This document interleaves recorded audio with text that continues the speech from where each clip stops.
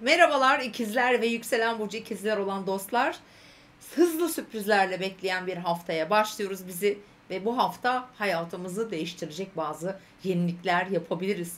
Evet sevgili ikizler, bu hafta sizin için özellikle pazartesiden perşembe güne kadar olan süreçte çok hızlı ani yenilikler gündeminizde olabilir. Çünkü burada bir yeni ay doğacak bu hafta çarşamba günü ve Aslan burcundaki Venüs, retro Venüs, tabi salı günü ay da oraya geçerek orayı daha da güçlendiriyor. Her türlü girişim, yenilik, hedefleriniz, vizyonunuz değişebilir, gelişebilir, yeni şeylere başlayabilirsiniz. Eğitim olabilir, kendinizi geliştirmek olabilir, yeni bir atama olabilir, yeni bir göreve gelebilirsiniz. Ticari konularda eğer ilgileniyorsanız tabii ki bunlar da bunların arasında. Basılı, sözlü her türlü yayınlarla ilgili görsel veya yine tüm dijital kanallar veya işte sosyal medya gibi konularda yeni hesaplar açabilirsiniz. Yeni fikir ve düşüncelerle mesela yeni bir adres belirleyebilirsiniz kendinize. Hem mental olarak bunu yapacaksınız hem de hayata geçirmek için bazı fırsatlarınız olacak. Çünkü bu hafta Venüs'ün retro olduğu, aynı zamanda yeni ayla ve ayla kavuştuğu ve Uranüs'ten dik açı aldığı bir hafta ve tabii ki Güneş'in de Uranüs'te bir karesi var.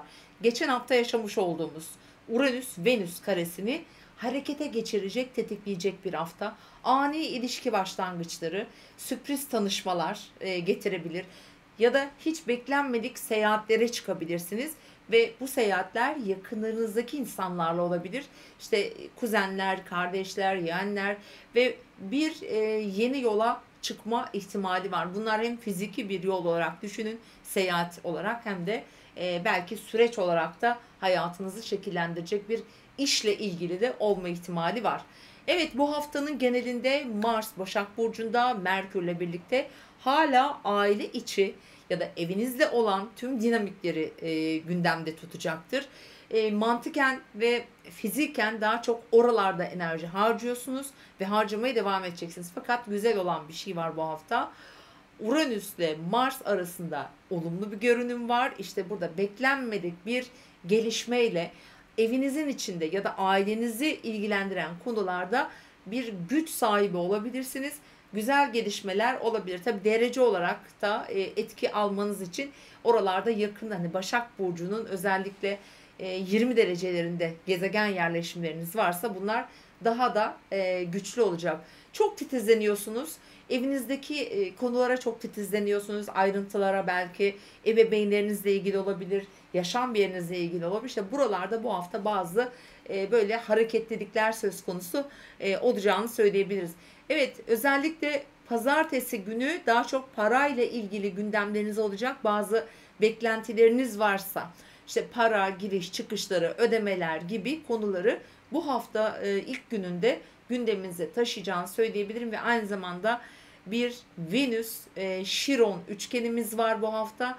Bu sizin için şu demek oluyor.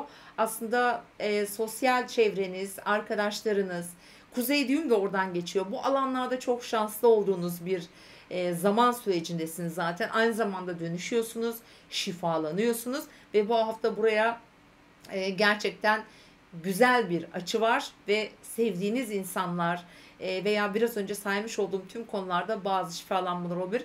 Bir de şunu söylemek istiyorum. Yeni ay tam olarak çarşamba günü bu alanınızda doğacak. Bu arada yeni ay videosuna daha detaylı izleyebilirsiniz. Burada araçlarla da ilgili bir takım yenilikler, değişimler sizi bekliyor olma ihtimali var. Evet, salı ve perşembe arası bu saymış olduğum konular gündeminiz olurken tabii önümüzdeki 10 günde sürecek bir süreci başlatacak yeni ay ile birlikte sevgili dostlar. Hemen Perşembeden itibaren cumartesi ilk saatlerine kadar, evet, biraz önce dediğim gibi ev, aile, yerleşim, oradaki yenilikler, orada daha fazla dikkatinizi çekecek durumlar olacağını söyleyebilirim. Tabi burada ebeveynlerimizi de katmak durumundayız. Bazı misafirler ağırlayabiliriz evimizde. Bir takım yenilikler, değişimler, dekorasyonla ilgili olabilir. Bir de yine tam olarak gününü, pardon, şuradan bakarak söylemek istiyorum.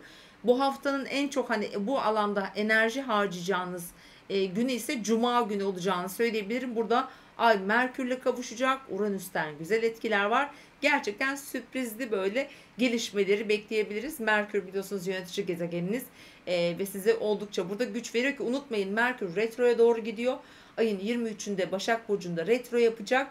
Merkür retrosu başlamadan özellikle bu hafta içinde bu alanda düşüncelerinizi hayata geçirmek için girişimlerde bulunun. Hani yapmak istediklerinizi en azından başlatın Merkür retrosu başlamadan önce.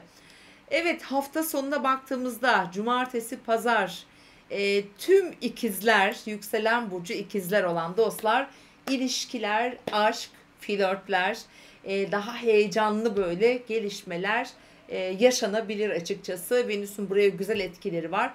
Ayrıca doğum haritalarınızda da mesela Aslan burcunda diyelim ki ya da İkizler burcunun 23-24 dereceleri veya 20, 21, 22, 23 derecelerinde yerleşimleriniz varsa gerçekten bu hafta hani zor bir hafta, ani sürpriz gelişmelerin geleceği bir hafta, size olumlu yansımalarını hayatınıza getireceğini söyleyebilirim. Uranüs 12. evinizde Jüpiter'le beraber sizi görünen görünmeyen radikal değişimlerden Jüpiter koruyor aslında bir bakıma, ama Uranüs'te bilinç altında diyelim, iç dünyanızda böyle çılgınca fikirler, bu özgürleşme isteği, bağımsızlık isteği getiriyor olabilir.